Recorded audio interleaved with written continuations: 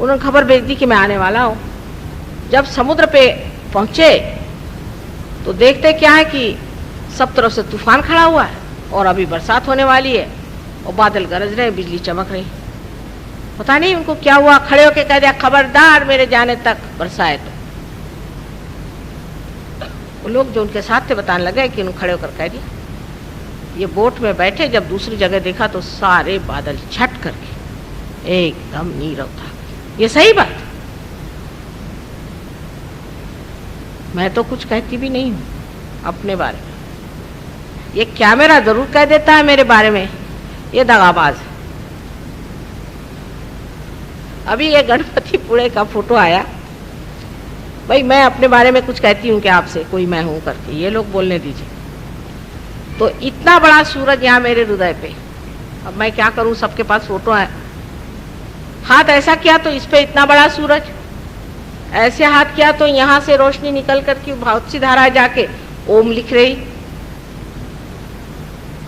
वहां जरमेट में एक गणपति है,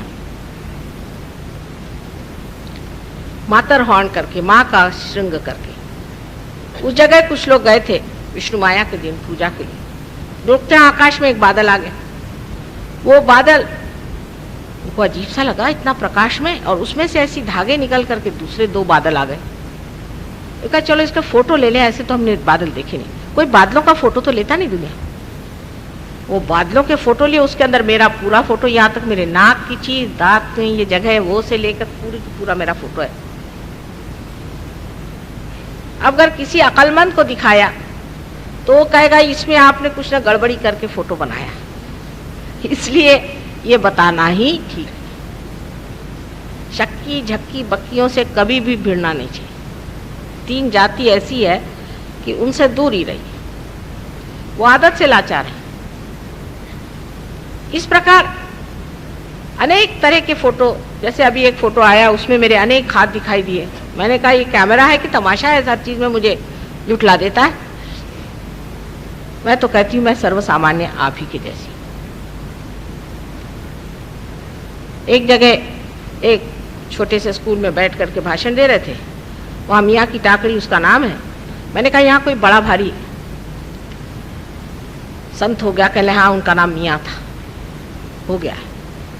मैंने कहा ठीक है। भाषण देते देते मेरे ऊपर 7 बार लाइट की वो आई, पर मैंने किसी से बताया नहीं कि लाइट आ रही। मैंने कहा अच्छा आप बस करो ऐसे मैंने कहा। वो सारा की सारा इस कैमरा ने पकड़ लिया। एक महाशय, हम बैठे हुए थे, शायद पूजा हो रही थी, वो हमारे सामने से गुजर गए, उनके थ्रू हम कैमरा में आए। है बात सही?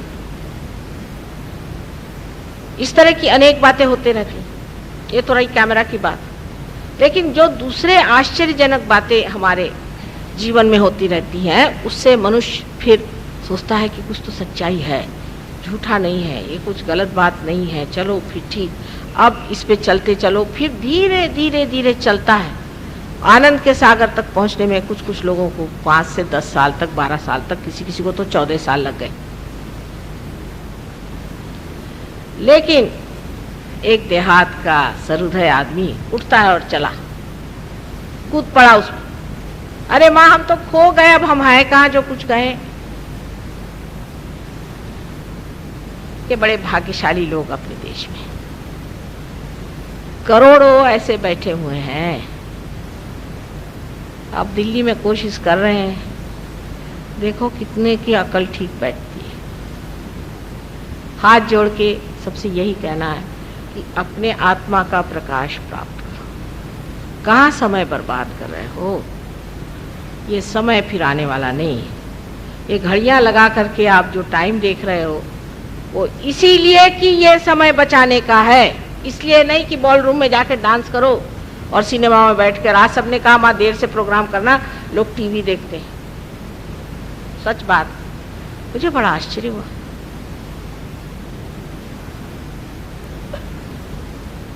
परमात्मा को खोजने वाले लोग हिमालय पे जाते थे, और आज आपके घर ही गंगा बह के आई है, और अगर आप इसको स्वीकार नहीं करेंगे तो इसका दोष मुझ पे तो नहीं लग सकता। इस आनंद की राशि को, इस संपत्ति को, संपदा को आप अगर नहीं स्वीकार करना चाहता है तो कोई जबरदस्ती तो नहीं ठूस सकता। लेकिन सबूरी शब्द इस्तेमाल किया है हमारे शिरडी के साईनाथ ने। सब्र चाहिए, हमें सब्र है, आपको भी अपने लिए सब्र चाहिए। वही सबूरी नहीं है। हर आदमी बहुत बिजी है, क्या कर रहे साहब, एक दूसरे का सर फोड़ रहे, या क्या कर रहे, शराब खाने में बैठे हुए हैं। उससे भी कोई भला काम कर रहे होंगे, पता नहीं उससे भी और भी भला होंगे ही काम। जो आदमी इस तरह से इन चीजों में लुटा रहता है, ये समय बहुत ही महत्वपूर्ण है। अपना समय बर्बाद हो रहा है।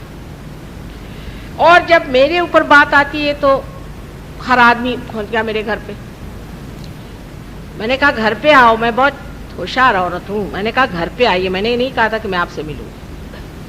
घर पे आइए माने ये कि वहां आप बैठ के ध्यान करिए, वहां 4 और सहयोगी होंगे, वो आपको देखें। तो माता जी हमसे क्यों नहीं मिले? अरे मिल के क्या करना है?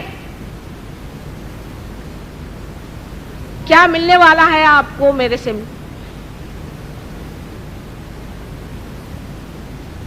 ये तो अंतर योग है ना, उससे मिलके क्या होने वाला है? मैं कोई मिनिस्टर हूं जो मुझसे मिलना चाहती हूं? मुझसे मिलना है तो अपने सहस्त्रार पे मिलो। बाहर के मिलना ऐसा तो बहुतों से हुआ, सब बेकार ही लोग। लेकिन जो मुझे सहस्त्रार पे मिलेगा वही कहेगा कि माँ ने कुछ दिया मुझे।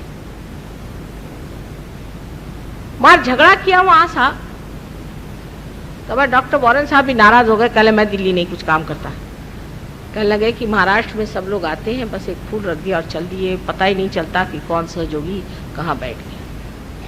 तो यहाँ तो आए और हमारा हक, तो मैंने सोचा कल यूनियन बना के ना आ जाए कि माँ तुमने हमें हक दिया नहीं। क्या भाई, हमसे आप मिली नहीं, सबसे।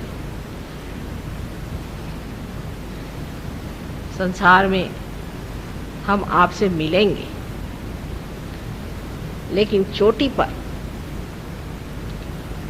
पर मिलेंगे आपसे, वहां आप पा लीजिएगा व्यर्थ की बातों में और व्यर्थ के झगड़ों में मत फंसिएगा। ये सब चक्करबाजियां हम ही चलाते हैं, इसलिए इन चक्करों में आप मत आइएगा। माँ आज मिली नहीं तो रूठ के बैठ गए। जो बेकार लोग हैं उनको बाहर फेंकने का एक बड़ा अच्छा तरीका हमारे पास है कि जो आए उससे न मिलो, दूसरे दिन आता ही नहीं भगवान की कृपा से। ये हम ही चक्कर चलाते, मैं आपसे फिर बता दूं, क्योंकि बेकार लोगों पे मुझे सर नहीं खपाने का। तो किस तरह से उनको भगाया जाए? सच्ची बात आपसे बता दूं, मैं माँ हूं, झूठ क्यों बोलूं। तो जो आए उनको मिलो नहीं, उनमें से जो सच्चा होगा कल आएगा और नहीं तो नहीं आएगा। मुझे आपसे वोट नहीं लेना, कुछ नहीं लेना, सिर्फ मुझे आपको परखना है। परखने का और तरीका बता दीजिए आप मुझे, कोई है क्या? बगैर परखे तो गुरु लोग तो कुछ नहीं देते थे, वो तो उल्टा टांगते थे, फिर कुएं में उतारते थे, 4-5 मरतबा नहलाते थे, फिर 2-4 झापड़ लगाते थे, फिर गधे पे बिठाते थे, पता नहीं क्या क्या करते थे। अगर पढ़िए तो आश्चर्य हो जाए। एक साहब को एक गुरु के पास भेजा तो उसको खड्ड में गिरा दिया, उसकी दोनों टांगे तोड़ डाली। अब उसकी टंगड़ियां वो गले में डाल के मेरे पास आया। मैंने कहा ये क्या भाई? मैं कह माँ थोड़ी तुम्हारी निंदा करी। मैंने कहा मेरी क्या निंदा करी तुमने उनसे? तो मैंने उनसे कहा कि माँ तो जिसको देखो उसको, हर नत्थु खैरे को भी पार करा देती है। ये मैंने आपकी निंदा करी तो ये गुरु ने मुझे मेरी टांगे तोड़ दी। तो मैंने कहा आप क्या और क्या कहा? कहले जाओ वो माँ के पास, वही तुम्हारी टांगे ठीक करेगी, मैं नहीं करने वाला। मैंने कहा अच्छा भाई मैं कर देती तेरी टांगे, अब मत जाना वहां। तो गुरु लोग तो जो असल गुरु होते हैं पहले ही से उधर से पत्थर फेंकते हैं। जब आप 25 पत्थर खा लेंगे तब कहेंगे अच्छा आजा बेटा, एक आध आ जाए तो अच्छा है। अब माँ क्या करे? असल लोग को पकड़ने के लिए तरीका यही अच्छा होता है कि भाई माँ मिलती नहीं है, जिसको आना है आ है, और जो असल होता बस वो आके बैठ जाता है ध्यान में, आनंद में लुट जाता है। जिसको गरज नहीं है उसके पीछे दौड़ने वाला सहयोग नहीं है। परमात्मा कोई आपके चरण छू के नहीं कहेगा कि साहब आप सहयोग में आ जाइए, आपको हम पार करा देते हैं। अब तो ये भी सोचा है कि मंदिरों में जब लोग आए तो चाय पानी कुछ न कुछ खर्चा करना चाहिए, नहीं तो लोग आते ही नहीं। हे भगवान, नहीं तो लोग यहाँ आएंगे नहीं। जब तक कुछ भोजन नहीं होगा तब तक भजन भी नहीं होगा। पर ऐसे लोगों को भोजन देके भी, भजन सुनाने से भी कोई लाभ तो होने नहीं वाला है, कोई पार तो नहीं होने वाला है, कोई सहयोगी तो नहीं होने वाला है।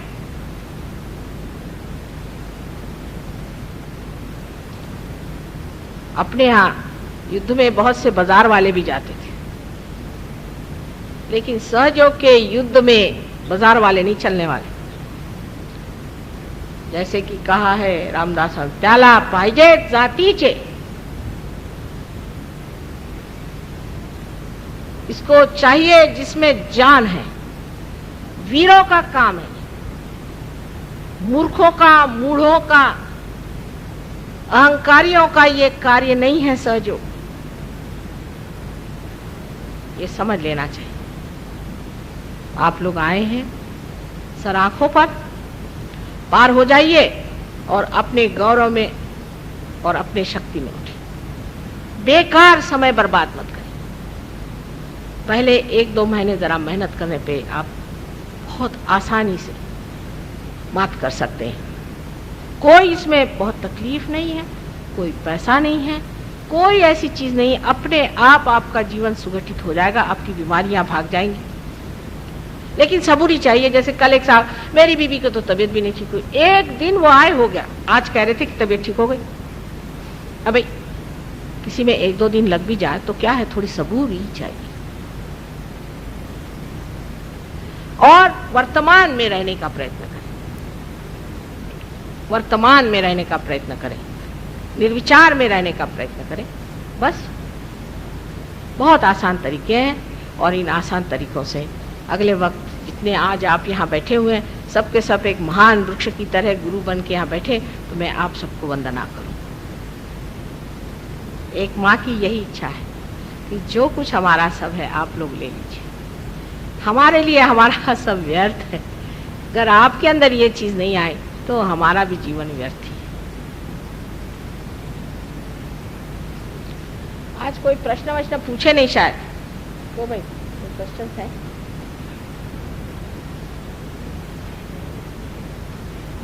इधर एनीथिंग? कहने पर भी लोग अपनी खोपड़ी में बना रखे हैं बातें अहिंसक। मैंने आज से पहले कहा था कि जिस आदमी को जो चीज माफिक आती है वो खाना चाहिए, लेकिन अपने से जो बड़े जानवर हैं उनको मार के खाने से आपके भी मसल्स वैसे हो जाए। आपसे जो छोटे जानवर हैं उनको तभी खाना है जबकि आपको उसकी जरूरत है, और उनको खाने में कोई भी दोष नहीं होता। हमारे यहाँ राम खाते थे, कृष्ण खाते थे, और बुद्ध भी खाते थे। बुद्ध मरे कैसे आप जानते होंगे कि एक जंगली सुअर को मार के किरात लाए थे जो उनके शिष्य थे, और बुद्ध उनके यहाँ गए और कहने लगे कि मुझे ये जल्दी से खाना बना दो। उनका कि अभी तक जब तक ये थोड़ी देर नहीं बीत जाती तो ये गोश्त बनाना ठीक नहीं और इससे नुकसान हो जाए। लेकिन उनको कहीं जाने का था, जल्दी में कहा भाई जैसा भी दे दो। उसी से वो मर गए। तो बुद्ध ने गोश्त नहीं खाया ऐसा जो लोग कहते हैं, ये गलत बात है। ये नहीं मैं कहती कि सहयोग में सबको गोश्त खाना ही है, लेकिन नानक साहब खाते थे। तो क्या वो इन पाखंडी लोगों से बदतर थे जो कि गोश्त नहीं खाते, मनुष्य की जान खाते हैं? और ये भी सोचो कि ये जो मुर्गियां हैं इनको मैं क्या रियलाइजेशन देने वाली हूं। लोग तो ऐसे भी हैं कि जो कीड़े मकोड़ों को बचाते हैं और ब्राह्मण को पैसा दे देते हैं कि उसको खटमल खाए, तो वो ब्राह्मणों को पैसा दे देते कि अच्छा चल भाई तेरा खून खा लिया तो हमने खटमल बचा लिया। अब ये खटमलों को बिठाऊंगी मैं यहां, कुछ अक्ल से काम लीजिए। मैंने गीता पर कह दिया है कि कृष्ण ने कोई ऐसी अहिंसा कही नहीं है।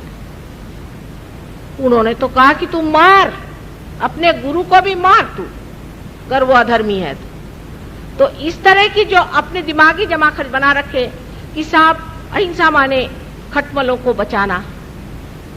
तो एक साहब कह लगे कि माँ, जब तक आप लोगों को ये नहीं कहेंगी कि आप शुद्ध शाकाहारी हो जाइए, तब तक सहयोग नहीं चलेगा। मैंने कहा कल लोग आके कहेंगे कि खटमल को बचाइए, तो भी मैं करूं। और देवी के लिए अगर आप कहें कि वेजिटेरियन हो जाए तो रक्त बीज का रक्त कौन पिएगा? आप लोग। और उस महिषासुर को कौन मारेगा? आप लोग। अहिंसा का झंडा लेने वाले सबसे बड़े अहिंसक होते हैं। मैंने तो अधिकतर ऐसे ही देखे। गांधी आश्रम में मैं भी बहुत साल रह चुकी है और मैं जानती हूं वहां के लोग तो ऐसे कि उनको आप उंगली भी नहीं लगा सकते, एकदम आग की तरह गुस्सेले लोग। इस तरह की भ्रामक कल्पनाएं न रखिए। और बहुत से लोग ये सोचते हैं कि बहुत सी बीमारियां इसलिए हो जाती है कि आप ये जानवर खाते हैं, वो जानवर खाते हैं। उल्टी बात।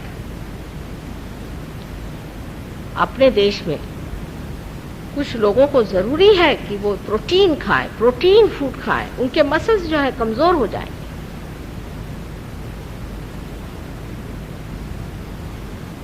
इससे अनेक बीमारियां हो सकती है अगर आप प्रोटीन नहीं खाएंगे तो। आपने देखा हो सफेद दाग आ जाते हैं बदन पर, ये ज्यादातर वेजिटेरियन लोगों को हो। क्या वजह है? उनके अंदर प्रोटीन नहीं है, तो उनका लिवर जो है लिथार्जिक हो गया। और जरा सी उनके अंदर बाधा आ जाएगी या पोस्टमन तेल वगैरह ऐसा कोई तेल उसका खाएंगे मूंगफली का, तो उनके वो सफेद दाग आ जाएंगे। ऐसे लोगों का इलाज ही है कि वो प्रोटीन खाएं। तो फिर सोयाबीन खाएं, खाइए। हाँ, क्योंकि कोई कोई लोगों में ये है, बचपन से कभी खाया नहीं तो हीक भरी है, छोड़ो उसको। लेकिन अंग्रेजों से मैं कहती हूं कि तुम लोग वेजिटेरियन हो जाओ, क्योंकि ये बड़े आतताई लोग हैं, सब पे जबरदस्ती करते हैं। ये थोड़े वेजिटेरियन हो जाए तो अच्छा, या सभी हो जाए तो बहुत ही अच्छा है। लेकिन क्या होता ही नहीं वेजिटेबल। जहां बैंगन आपको 50 रुपए सेर मिलता है, वहां क्या करेगा? और ये सोचना चाहिए, कुछ कुछ ऐसे देश हैं जहां बिल्कुल भी सब्जी नहीं, जैसे कि ग्रीनलैंड है, वहां बिल्कुल सब्जी का एक पत्ता नहीं आता। तो क्या परमात्मा ने ऐसा अन्याय किया हुआ है कि इनसे पाप ही करा रहे? करो। सबसे बड़ा पाप यह है कि आप गोश्त खाएं। ये किसने धारणा दी आपको? उसमें ईसा मसीह चले गए, मोहम्मद साहब चले गए, नानक साहब चले गए, अधिकतर लोग ऐसे चले गए। और जितने गुरु घंटाल आपको बताती हूँ, जिन्होंने रुपया लिया, रजनीश, वो दूसरे कौन, ये जो ट्रांसीडेंटल सिखाते हैं, ये सब पक्के वेजिटेरियंस हैं, पक्के। लहसुन प्याज भी नहीं खाते। और ये महेश योगी के जो शिष्य, उनको अगर लहसुन दिखा दिए तो नाचने लग जाते ऐसे ऐसे। वो लहसुन से डरते हैं साहब, नींबू दिखा दिए तो गए। जो सब्जी से डरते हैं, ऐसी सब्जी खाने की क्या जरूरत? वीरों का काम है, अपने मसल्स बनाने चाहिए। इसका मतलब नहीं कि सब पहलवान हो जाए। फिर वही संतुलन की बात है, संतुलन पे रहिए। आपने देखा होगा, कहना नहीं चाहिए, लेकिन आर्य समाज के बिल्कुल शाकाहारी लोग होते हैं, लेकिन क्या गुस्सा तेज होता है, बाप रे बाप। और उनमें से, आर्य समाजियों में से अगर कोई बुढ़ा हो गया, बस गए। वो इतने बोलते हैं कि समझ भी नहीं आता क्या बोले जा रहे, बोलते जाएंगे, बोलते जाएंगे, बोलते जाएंगे। इतनी एनर्जी ज्यादा हो जाती है उनके अंदर। ये कहां से एनर्जी आती है? ये घास खा खा करके कहां से इतनी एनर्जी आ जाती है?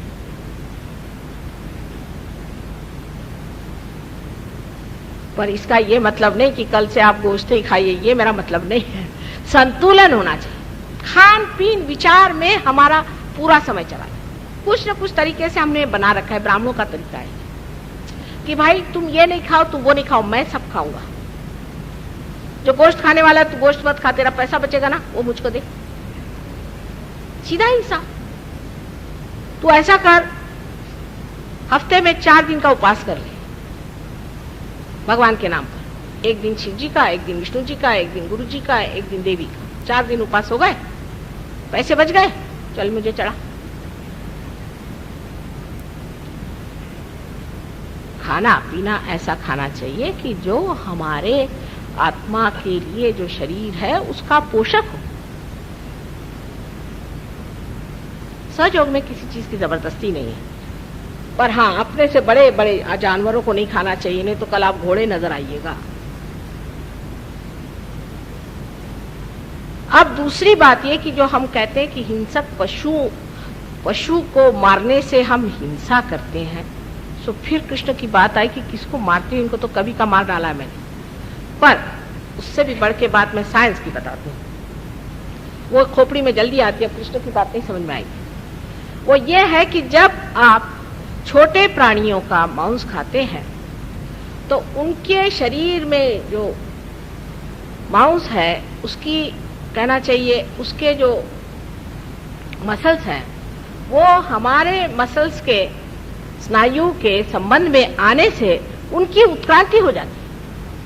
अब एक सोच लीजिए कि एक मछली है, उसको हायर लाइफ कैसे आएगी? उसके लिए मसल्स चाहिए, वो कहां से आएंगे? एक ये संक्रमण है। जैसे हमारे शरीर में, आपसे बताया था मैंने कि हमारे ब्रेन में ग्रे सेल्स हैं। अब ये ग्रे सेल्स बदलने के लिए हमको सेल्स चाहिए दूसरे, वो कैसे आएंगे? तो पेट में जो आपकी मेद है यानी फैट है, उसको कन्वर्ट करके ब्रेन में जाता है। तो आप कहिएगा पेट को मार रहे हैं आप ब्रेन के लिए।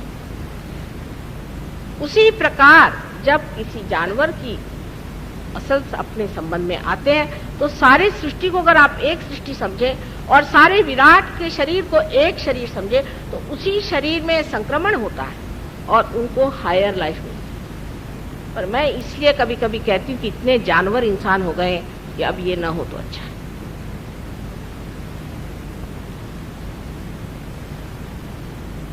अब क्योंकि रात दिन हमारे खोपड़ी में यही भरा गया है कि वेजिटेरियन रहने से आप धर्मात्मा हो जाते हैं। मुझे तो एक नहीं मिला,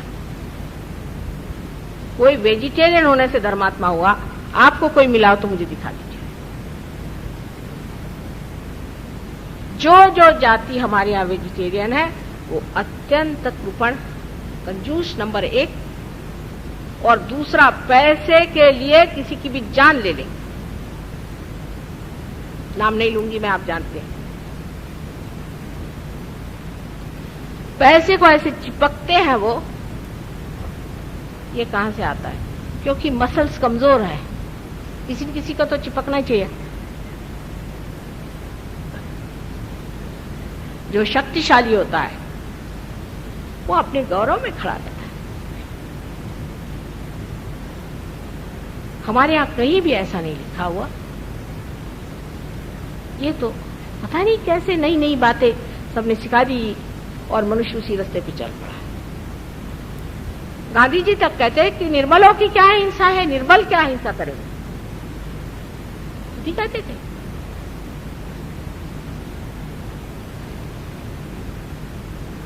वो कहते थे सबसे पहले अहिंसा करो मनुष्य के साथ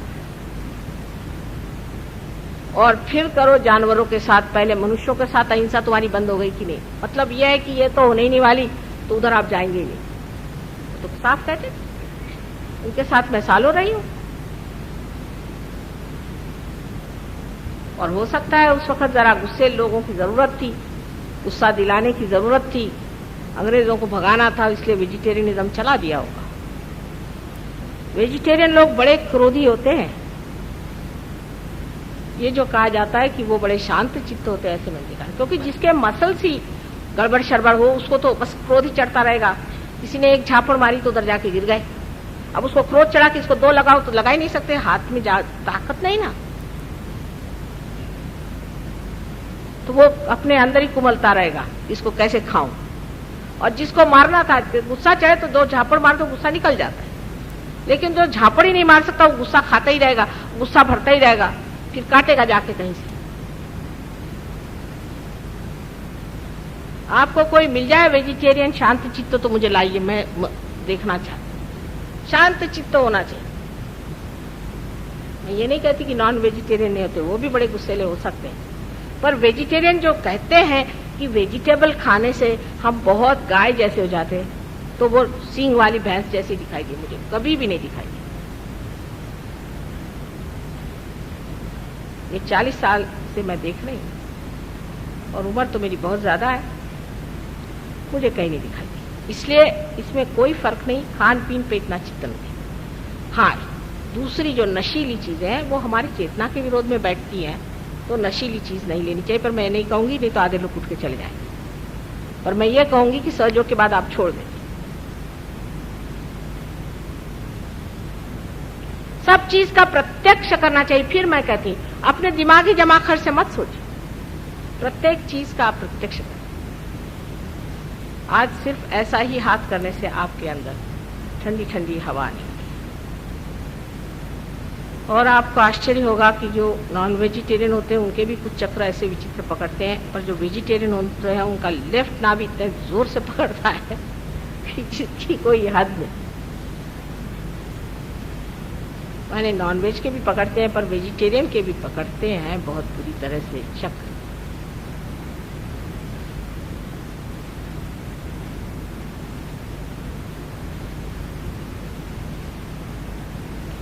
ये तो गुरुओं का तरीका ही है कि जो अब ये फॉरेनर्स आएंगे उनको कहेंगे तुम वेजिटेरियन हो जाओ। ये हमें बताया गया कि स्विट्जरलैंड में 6000 पाउंड लिए गए और सब लोग होटल में रहे, और उनसे कहा गया कि देखो भाई, तुमको एकदम वेजिटेरियन होना है और तुम्हारे मसल्स जरा से ढीले पड़ने चाहिए, तभी तुम हवा में उड़ सकते हो। वो हवा में उड़ा रहे लोग, और ये गधे लोग 6-6 हजार रुपए खर्च करके गए। 6-6 हजार पाउंड, 1 पाउंड माने करीबन 15-16 रुपये। वहां पहुंचे, बता रहे हैं कि उन्होंने ऐसा मेनू बनाया था कि 6 दिन तक आलू उबाल कर जो पानी होता वो पानी पीने का, पानी प्राशन माने जैसे। उसके बाद में आलू का छिलका खाने का 1 दिन, और आखिरी दिन अगर आपकी थोड़ी जान बची रही तो आप आलू खा लीजिए बगैर नमक के। उसके बाद ऐसे ही हवा में आप उड़ने लग जाइए, और सिर्फ 6000 पाउंड इसकी कीमत दीजिए। और उसका गुरुजी बस के बैठ करके उन पर खूब उनको हंसी चढ़ती कि क्या बेवकूफ बनाया, क्या बेवकूफ बनाया, क्या बेवकूफ बनाया। वो गिगल करते, गिगल।